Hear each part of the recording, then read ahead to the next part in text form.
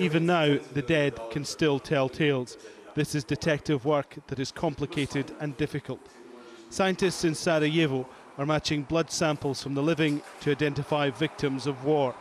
They're after a DNA match, which can put a name to the bare and shattered bones pulled from the mass graves littered across this country. The conditions under which the remains are recovered can span every imaginable environmental context. Many of the times, of course, they are in mass graves in soil. And that makes this a very specialized form of DNA typing. Opening mass graves is where the work really starts for the scientists from the International Commission on Missing Persons. First, they detail where and how the bones were discovered. Then they take their evidence back to Sarajevo. Scientists here can extract DNA material from small amounts of bone, and that's what's done in the laboratories here behind me. Now, we're not allowed in because this is a sterile area, and they don't want anything to contaminate their results. These are some of the faces of those who have been identified and those who are still missing.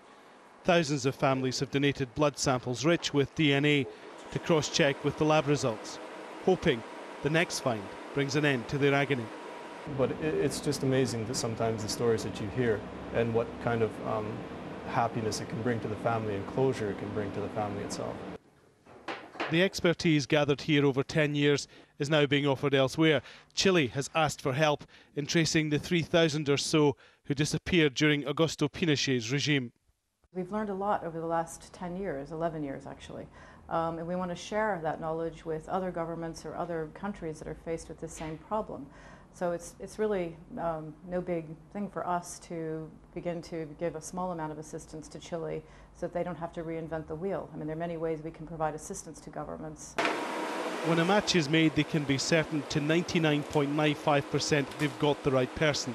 And in 10 years, more than 14,000 people have been identified and given the proper burial, denied them by their tormentors. Alan Fisher, Al Jazeera, Sarajevo.